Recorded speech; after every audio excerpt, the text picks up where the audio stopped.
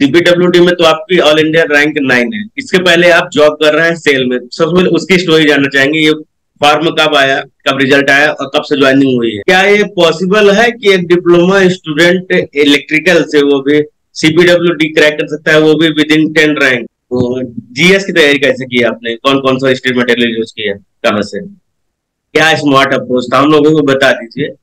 SSC का दायरा limit है या आपने एसएससी को दायरे को लिमिट में रखा? अपना चैनल भी क्रिएट किए हैं ताकि जुड़ सकते हैं लोगों से। और एक क्वेश्चन है जो नॉर्मली आजकल के जनरेशन नहीं बोलूंगा कि रहता है, online coaching versus offline coaching, which is better and why? Diploma और बीटेक कर लिया है, नहीं मिल रहा है एक स्टेबल कैरियर, घबराओ मत। अब सरकारी जॉब का रास्ता है ओपन। सिक्योर करो अपनी जॉब असिस्टेंट इंजीनियर या जूनियर इंजीनियर बनकर, चाहे वो एसएससी जेई हो, आरआरबी जेई हो, पीएसयू जॉब हो या भी किसी की स्टेट की एई या जेई की वैकेंसी। अब सभी एग्जाम्स की तैयारी होगी इंडिया के टॉप एजुकेटर्स के साथ, वो भी अफोर्डेबल प्राइस में। अभी पीडब्ल्यू की तरफ से अशोका बैच लॉन्च हो चुका है जो 1499 रुपये में है, और एक अभय बैच भी लॉन्च हुआ है जो कि 999 रुपये में है। इसमें आपको 250 रुपये का डिस्काउंट कूपन भी यूज कर सकते हैं, EG 250। जैसे आपको यही बैच आपको 1249 रुपये और 749 रुपये में मिल जाएगा, लेकिन ये ऑफर 10 तारीख तक ही वैलिड रहने वाला है। अभय बैच जो है कंप्लीट एक प्रैक्टिस बैच रहने वाला है सिविल, इलेक्ट्रिकल, मैकेनिकल के लिए। अशोका बैच जो रहेगा प्रैक्टिस और थ्योरी दोनों क्वेश्चन बैंक आपका रहने वाला है। यहाँ पर आपको एक एक टॉपिक को अच्छे से समझाया जाता है डिटेल डिस्कशन के साथ, वो भी live lecture, mock test, star doubt classes, complete notes, doubt engine सब प्रोवाइड किया जाएगा। ये बैचेस मोस्ट अफोर्डेबल रेट्स पे अवेलेबल हैं। ये बैचेस अभी काफ़ी अच्छा डिस्काउंट चल रहा है, मिल रहा है। 10 जुलाई तक ये वैलिड रहने वाला है। पीडब्ल्यू कोर्स परचेज करने के लिए डिस्क्रिप्शन में पीडब्ल्यू लिंक दिया गया है, उसको क्लिक करके डाउनलोड कर सकते हैं। साथ ही साथ मेरा कूपन कोड यूज कर सकते हैं EG 250, जिसमें आपको 250 रुपये का तुरंत डिस्काउंट अवेलेबल मिल जाएगा।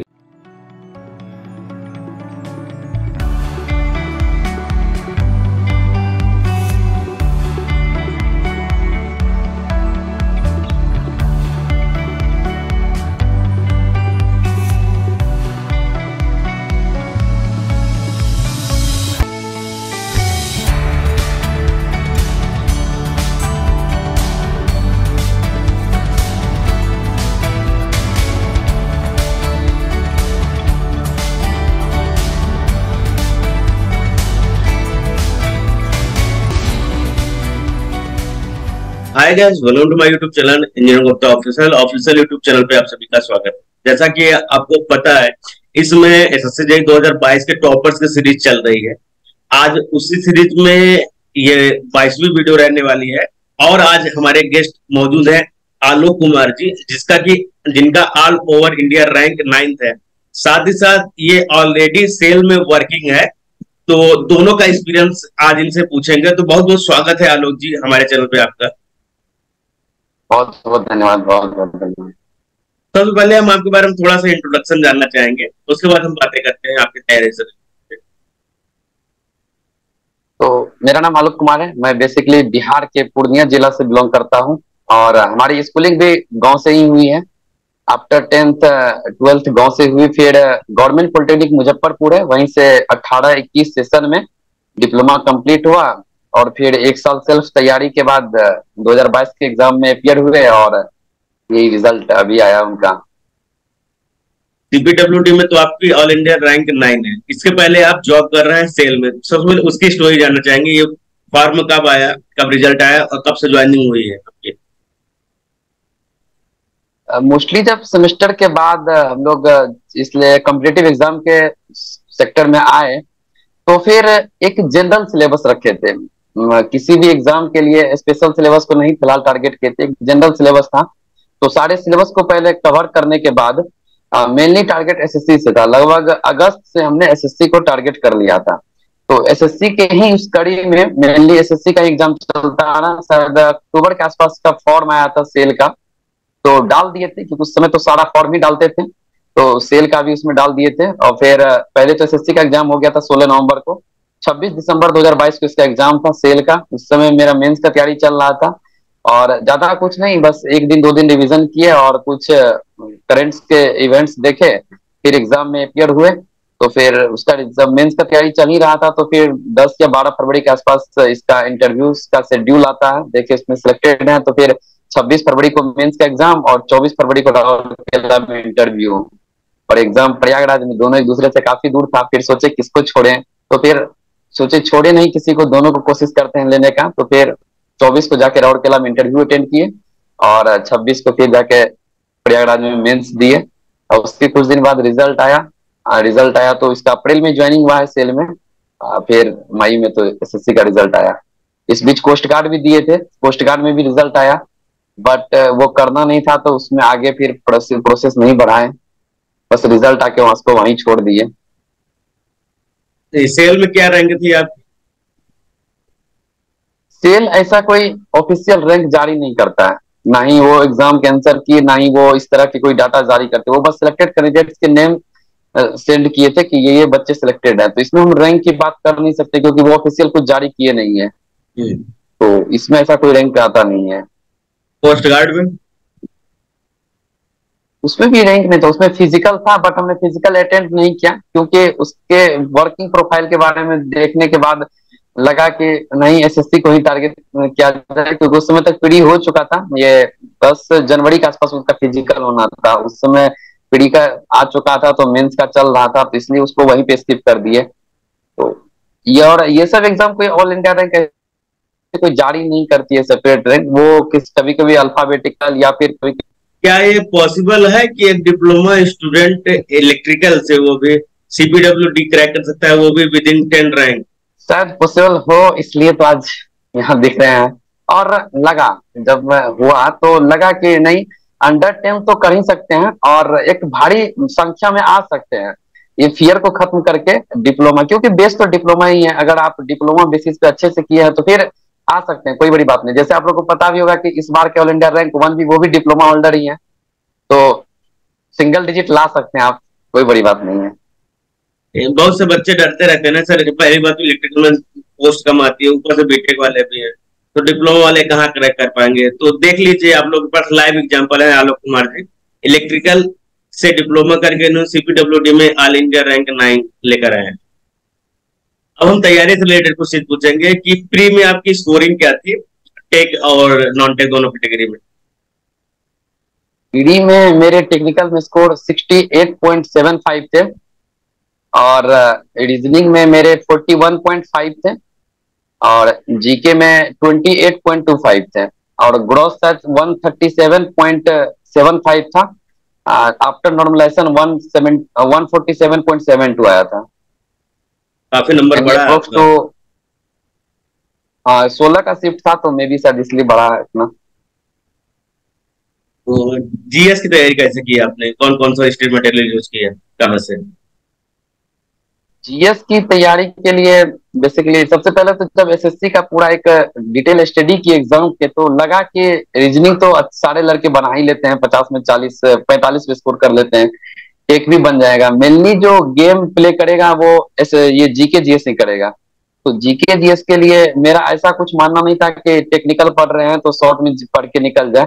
मेरे दिमाग में कहीं ना कहीं बीपीएससी को लेके भी प्लानिंग थी, तो डिटेल पढ़ने का थोड़ा आदत था। तो खान सर जैसे हम लोग के बिहार में है, तो उनसे ही पहले एक डिटेल सिलेबस पूरा पढ़े जो भी थे, उसके बाद फिर लुसेंट हो गए, इडुटेरियास, इन लोगों के बुक को 2-3 बार सेल्फ से लाइन बाय लाइन करके पढ़े, फिर जितने भी करंट इवेंट्स थे तो इन सबको रिलेट करते करते प्रॉपर टेस्ट लगा के, चाहे वो नॉन टेक की तैयारी के लिए नॉन टेक का टेस्ट लगाते थे, तो ये सब करके जीके जीएस में इंप्रूव आया था। और स्पेशली स्टेटिक पोर्शन को कुछ स्मार्ट अप्रोच से कवर किए थे, तो वो काफी हेल्पफुल रहा एग्जाम में। क्या स्मार्ट अप्रोच था, हम लोगों को बता दीजिए। स्मार्ट अप्रोच यही था, जैसे एसएससी जेई का एसएससी ही लेगी एग्जाम, तो एसएससी सीएचएसएल और सीजीएल और एमटीएस ये सब का भी लेता है, तो हमने यही किया कि रीजनिंग के प्रैक्टिस हमने सीएचएसएल के एग्जाम से भी किए। सीएचएसएल के 48 सेट थे, एमटीएस के 42 सेट थे, वो सारे को मैंने स्पेशली जीके जीएस को प्रिंट करा के पढ़ा, तो वहां से एक आइडिया लग गया कि एसएससी का क्या ट्रेंड है। जैसे है कि उनका डांस हर साल 2 पूछेंगे, वो तबला मतलब किस तरह का कौन वाद्य यंत्र कौन बजा रहे हैं, कहाँ का क्या फेमस है, ये हर साल उनका पूछना है, नदी से सवाल डालेंगे हर साल। और साइंस क्या मतलब फेमस क्या क्या क्वेश्चन है, तो ये सब एक आइडिया लगा। उसके बाद फिर बुक से या फिर गूगल से इन सब जगह से कलेक्ट करके एक प्रॉपर वो तैयार कर रहे थे कि एग्जाम टाइम में रिवीजन करके दिया जा सके। कितने भी कौन सा इस तरह से इसी को स्मार्ट अप्रोच था कि वो जो पूछना चाह रहा था वो लगभग वो 40 सेट 40 80 सेट पढ़ाई किए, तो वहां से आइडिया लग गया इस बात का। तो तब फिर उसी डायरेक्शन में फिर तैयारी हुआ और संजोगों से एग्जाम में 40 क्वेश्चन शायद जीके में अटेम्प्ट लिए थे हम, इसमें से 30 क्वेश्चन सही थे जीके के। बहुत अच्छा अप्रोच है, क्योंकि 75% एक्यूरेसी नहीं होती है जीएस में सबकी। और यही था, यही स्मार्ट अप्रोच तो कह सकते हैं कि एसएससी का, क्योंकि लेना तो एसएससी को है, नॉन टेक तो वो कॉमन ही रखेंगे सब में। यही सोच के साथ पहले पूरा एक बार देख लिया गया, तो वहां से आइडिया लगा कि नहीं, एसएससी बहुत कुछ नहीं पूछती, उनका दायरा लिमिट है पूछने का, बस वही दायरा को टारगेट किया जाए। तो फिर उसी को स्पेशली टारगेट किए थे, तो वहीं से हमने ये सब कवर किया था। एसएससी का दायरा लिमिट है या आपने एसएससी को दायरे को लिमिट में रखा? नहीं, ऐसा बात नहीं है। कोशिश किए जहां तक उनका क्वेश्चन का एक्सपेंड कर सकते हैं वो उतना कवर करने का। ऐसा नहीं था, मतलब जो भी बस वहां से हम टॉपिक कलेक्ट करते थे। जैसे मैंने टॉपिक कलेक्ट किया कि डांस वो पूछ रहे हैं, तो ये नहीं कि बस 4 5 जो फेमस जो सबको पता है वो नहीं, ऑल इंडिया में जो भी है आ सकते हैं जो नहीं आए हैं, तो वो सारे डाटा को कवर किए। तो कह सकते हैं कि अपना भी दायरा हमने बढ़ाया था सोच के उस अकॉर्डिंग। रीजनिंग का क्या अप्रोच था? जैसा जैसा कि हम लोग बिहार से हैं, तो हम लोग नवोदय का फॉर्म भरते हैं 5th क्लास में। तो उस समय से रीजनिंग का एक माइंड में आ जाता है आइडिया। तो इस समय क्या था कि रीजनिंग का एक कोर्स कैरियर बिल पे पढ़ाते हैं, पीयूष मार्शल 67 पढ़े। और उसके बाद फिर प्रॉपर टेस्ट बनाने आ गए। टेस्ट में वही था जो सेक्शन टेस्ट होते हैं वो लगाए, और फिर सीजीएल सीएचएसएल और एमटीएस तीनों की रीजनिंग प्रीवियस ईयर के लगाए। तो नॉन टेक का मेनली तैयारी हम एसएससी के सारे एग्जाम से कर लिए थे, सीएचएसएल सीजीएल और एमटीएस के सारे एग्जाम के क्वेश्चन से कर लिए थे। और टेक का तो अपना सेपरेट चल रहा था, तो रीजनिंग भी मोस्टली सेट प्रैक्टिस करके ही कवर किए। ये जो टेक का सेपरेट चल रहा था, वो भी सेपरेटली बता दीजिए कैसे किए हैं टेक का सेपरेट। टेक का सेपरेट मतलब एसएससी के नॉन टेक का के लिए तो एक अलग प्लानिंग थी। टेक के लिए था कि एसएससी बहुत ज्यादा इधर उधर से पूछती नहीं, जैसे माइक्रो प्रोसेसर कंट्रोल सिस्टम ये सब उनको पूछना नहीं है। सिलेबस बहुत कॉम्पैक्ट है, मेन जो कोर पेपर है वो, और यूटिलाइजेशन प्लस एस्टिमेशन कॉस्टिंग। तो इन सब का जो भी कंटेंट अवेलेबल था, कुछ बुक्स थे, कुछ गेट एकेडमी एस एकेडमी इस तरह से कुछ कुछ इस तरह के बुक्स को और यूट्यूब वीडियोस, इन सब का सहारा ले लेके कंटेंट को पहले कलेक्ट किए और एक इंटीग्रेटेड शॉर्ट नोट्स तैयार किए सारे सब्जेक्ट का। समथिंग कोई भी एक सब्जेक्ट कम से कम 4 जगह से लेके कंटेंट एक इंटीग्रेटेड शॉर्ट नोट्स था। आई थिंक हमको लगता है कोई भी एग्जाम हम टेक का देने जाएं तो 40% क्वेश्चन उस शॉर्ट नोट से आ सकते हैं या आए भी हैं एग्जाम में। तो वो एक शॉर्ट नोट्स काफी हेल्पफुल रहा जो हम बनाए थे। तो वही टेक का यही एक प्रोसेस था कि शॉर्ट नोट्स पहले रेडी करना है अच्छे से, उसके बाद फिर उसी शॉर्ट नोट्स को मल्टीपल टाइम्स रिवीजन करना है और सेट लगाना है। मेंस की तैयारी के लिए जो प्रैक्टिस होती है वो कैसे किया आपने? सबसे पहले जब एसएससी का आंसर किया आया, शायद 22 नवंबर को एसएससी का आंसर किया आया था, तो उसी दिन हमने एसएससी के मेंस का बुक खरीद के लाया। तो प्रीवियस ईयर को हमने देखा, तो प्रीवियस ईयर के क्वेश्चन को देखने से ये आइडिया लग गया था कि बना सकते हैं, क्वेश्चन का आंसर ला सकते हैं। अब काम दो चीज पे करना है, टाइम मैनेजमेंट और स्मार्ट आंसर लिखने का, कि किस तरह से आंसर को रिप्रेजेंट किया जाए।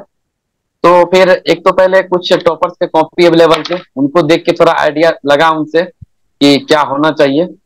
और फिर मेंस में सारा पीवाईक्यू पहले खुद से बनाए, सारे पीवाईक्यू को पहले खुद से सॉल्व किए। और जो जो पीवाईक्यू के कॉन्सेप्ट थे या टॉपिक्स थे उनको फिर बुक से, जैसे मशीन के लिए अशफाक हुसैन के मेरे पास बुक थे, और नेटवर्क के लिए AK चक्रवर्ती का बुक था मेरे पास।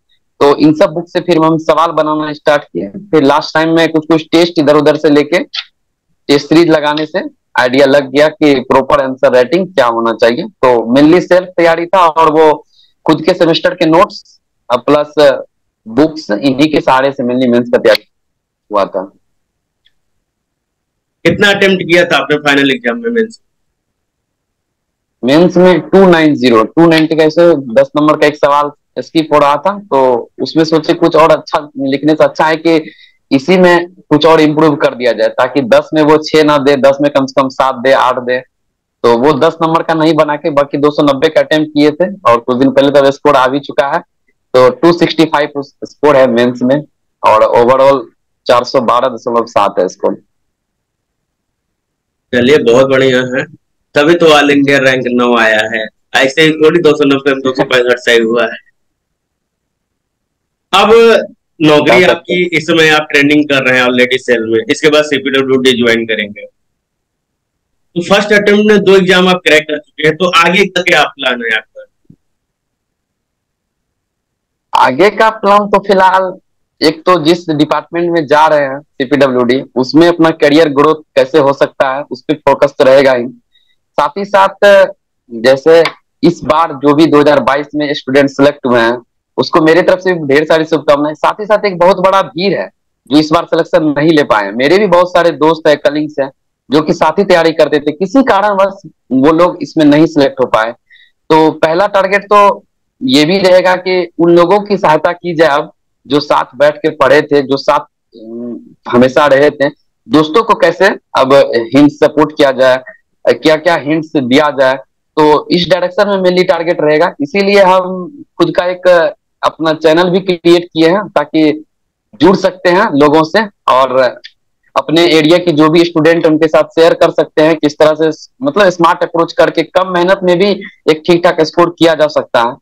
तो यही एक टारगेट है कि पहला तो अपना करियर ग्रोथ को देखना, और साथ ही साथ उसके पैरेलली जो भी अपने दोस्त छूट गए हैं या जो कुछ भी स्टूडेंट्स हैं, उनके लिए कुछ ना कुछ अच्छा किया जाए, कंटेंट शेयर किया जाए उन लोगों के साथ, और एक साथ रह के साथ तैयारी करके उन लोगों को भी लाया जाए इस फील्ड में जितना जल्द चलिए से जल्द हो सोच तो सके। बहुत अच्छी है आपकी।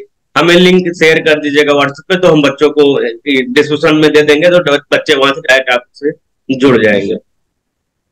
ओके। स्ट्रगल क्या रहा तैयारी के दौरान? तैयारी का स्टार्ट हुआ, पहला एग्जाम यूपीपीसीएल का ही था, जो दे रहे थे कंपटीशन के क्षेत्र में आके। तो वो सब एग्जाम धीरे धीरे देना स्टार्ट की। फिर पहला था कि अभी एग्जाम में नंबर स्कोर नहीं हो रहे हैं, हताश नहीं हुए, क्योंकि पता था कि सिलेबस को एक बार पहले कंप्लीट करना है। तो फिर सिलेबस को अच्छे से कवर करने पे लग गए। स्ट्रगल रहा मेनली, जो भी कलिंग्स थे अपने में कंपटीशन थे, मेरे साथ जो भी लड़के थे वो सारे मतलब अच्छे लड़के थे, तो एक अच्छा कंपटीशन का माहौल हमेशा से था मेरे आसपास। उनका बहुत बड़ा योगदान रहा है सिलेक्शन में। कि होता है आप अकेले हैं तो जंगल का शेर बन के बैठे हुए हैं, लेकिन जब आप बीच में रहते हैं सबके, तो आपको लगता है कि आप कितना पानी में है। तो ये आई थिंक बहुत बड़ा मेरे लिए बेनिफिट था कि हम जहाँ रहते थे वहाँ 8 से 10 लड़के थे, और वेल क्वालिफाइड। हम लोग में एक कंपटीशन चलता था, चाहे वो टेस्ट देते थे तो नंबर का कंपटीशन हो या हर तरह का। तो वो स्ट्रगल उतना नहीं फील हुआ, दोस्तों के साथ रहते रहते, और पढ़ाई लेकिन प्रॉपर वे में चलता रहा। सिलेबस पहले कंप्लीट किए, और सिलेबस के बाद फिर क्वेश्चन लगाने गए। बहुत क्या होता है कि पहले क्वेश्चन लगा के डिमोटिवेट हो गए हैं कि नहीं ये तो हम पढ़े ही नहीं है अभी तक। इसलिए एक बार सिलेबस पहले पूरा पढ़ लेना चाहिए, उसके बाद क्वेश्चन पे आना चाहिए। मिसलेनियस क्वेश्चन हर जगह मिलेंगे, हर एग्जाम में मिलेंगे, उसको नोट डाउन प्रॉपर करते जाना चाहिए। और यही अप्रोच मेरा था।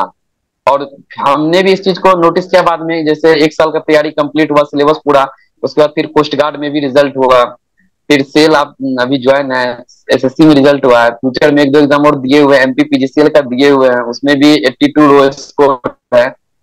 तो जो हो आगे अब, बट तैयारी एक बार अगर आपकी कंप्लीट हो जाएगी तो आप फिर मल्टीपल एग्जाम्स क्रैक कर पाएंगे। तो ये मैं कहूंगा कि हताश ना हो, आप एक बार तैयारी को अच्छे से पूरे सिलेबस को कवर करें प्रॉपर, और टेस्ट लगाएं। टेस्ट लगाना जितना जरूरी है उससे ज्यादा जरूरी टेस्ट का सॉल्यूशन है। टेस्ट कहाँ से लगाएं तो ये भी बता इस दीजिए। वे को आप,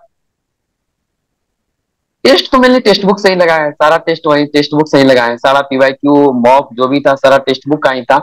लेकिन एक चीज अलग क्या था कि टेस्ट लगा के सिर्फ उसका सोल्यूशन देखते नहीं थे, उसके टेक्निकल के सोल्यूशन को प्रॉपर एक सीक्वेंस में लिखते थे।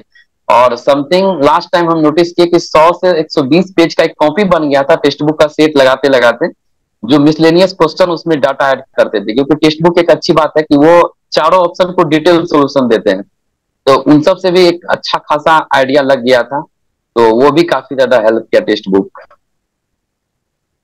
एक क्वेश्चन है जो नॉर्मली आजकल के जनरेशन में, जनरेशन ही बोलूंगा कि रहता है, online coaching versus offline coaching, which is better and why?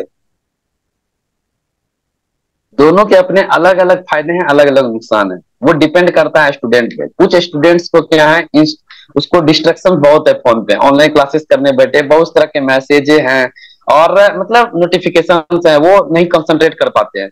तो उनको लगता है ऑफलाइन क्लासेस रहेंगे, वहाँ स्टूडेंट के बीच में बैठेंगे तो थोड़ा पढ़ाई के माहौल में रहेंगे, तो फिर उनके लिए ऑफलाइन बेस्ट रहता है। कुछ को लगता है कि नहीं, जो चीज ऑफलाइन क्लासेस में 3 घंटे में कवर होगी वो चीज ऑनलाइन में वो 2 घंटे में कवर कर सकते हैं। दूसरी बात, वो ज्यादा एक्सप्लोर कर सकते हैं ऑनलाइन में। जैसे हम खुद डिप्लोमा के थे, बट मैंने मशीन का mostly portion Ankit Goyal sir जो है उनसे कवर किया। तो शायद दोनों के अपने अपने फायदे हैं, डिपेंड करते हैं वो कब किस सिचुएशन में है। किसी को अगर ऑनलाइन कंसंट्रेट कर पा रहे हैं तो उनके लिए बेस्ट है फिर ऑनलाइन आप आए, यहाँ ज्यादा कंटेंट है, ज्यादा एक्सप्लोर आप कर सकते हैं। ऑफलाइन अगर नहीं, किसी को लगता है कि नहीं कंसंट्रेट हो पा रहा है, रूम पे नहीं कर पा रहे हैं, तो फिर आप ऑफलाइन ज्वाइन कर सकते हैं। बहुत से कंफ्यूजन है बच्चों के, जैसे आप गरीब हैं तो पहला पॉइंट तो आप ऑनलाइन की तरफ जाइए, सस्ता है, अफोर्डेबल है और बार बार रिवाइज कर सकते हैं। दूसरी चीज ये है, ऑफलाइन ज्वाइन करने के लिए आपको रूम लेने की जरूरत पड़ेगी, रूम लेने के साथ साथ बहुत सारे खर्चे होते हैं। तो अगर आपकी फैमिली हाँ कंडीशन नहीं सही है, घर पे अगर मैनेज कर सकते हैं तो ऑनलाइन की तरफ जाइए। दूसरी बात यह है कि जो लड़के कंसंट्रेट नहीं रह पाते हैं, जो जिनको मोबाइल का फोबिया है, मोबाइल पे इंस्टाग्राम, फेसबुक, ट्विटर सब चलाते रहते हैं, ऑनलाइन पढ़ाई नहीं कर पाते, आप तुरंत ऑफलाइन ज्वाइन करिए। अगर आपको लगता है 4 घंटे ज्यादा मोबाइल आप चला रहे हैं पूरे दिन में, 24 घंटे, तुरंत आप ऑफलाइन ज्वाइन करिए, वहां कंसंट्रेशन बना रहेगा, वहां पर मोबाइल चला नहीं पाएंगे। तो अगर फैमिली कंडीशन नहीं सही तो बहुत सारी चीजें हैं, अगर आपको चीजें रिवाइज करनी है बार बार, तो आप ऑनलाइन ऑफलाइन दोनों चीजें ले लीजिए।